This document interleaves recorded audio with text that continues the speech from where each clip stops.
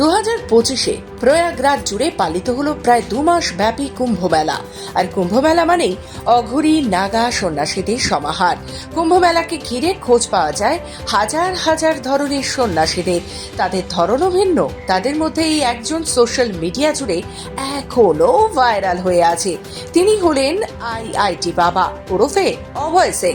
প্রসঙ্গত উল্লেখ্য, সোশ্যাল মিডিয়ায় কুম্ভ মেলার প্রথম দিকে জানা গিয়েছিল এই বাবা নাকি বাড়িঘর ত্যাগ করে সন্ন্যাস গ্রহণ করেছেন। ইন্ডিয়ান ইনস্টিটিউট অফ টেকনোলজি বা আইআইটি বম্বে স্নাতক অভয় সিং দাবি করেছিলেন সত্যের সন্ধানেই নাকি তিনি আধ্যাত্মিক পথ বেছে নিয়েছেন। কুম্ভে এসেছেন তিনি। জানা গিয়েছিল বাবা মার কাছ থেকে সেভাবে ভালোবাসার স্পর্শ পাননি তিনি। এরপর দীর্ঘ সময় পার হয় সোশ্যাল মিডিয়া জুড়ে ছোট বড় নানান ভিডিও শুধুমাত্র এই আইআইটি বাবাকে ঘিরে। এবার গাঁজা রাখার অভিযোগে ভাইরাল আইআইটি বাবাকে গ্রেফতার করলো জয়পুর থানার পুলিশ।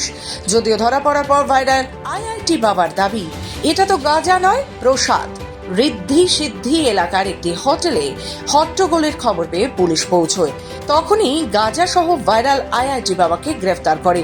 যদিও গাঁজার পরিমাণ খুব কম হওয়ায় ও অনুমোদিত সীমার মধ্যে থাকায় পুলিশ তাকে খানিকক্ষণ আটকে রাখার পরই ছেড়ে দেয়। এ প্রসঙ্গে ভাইরাল আইআইটি বাবার দাবি, তিনি একজন অঘোরী বাবা এবং রীতিমতো তিনি গাঁজা সেবন করেন।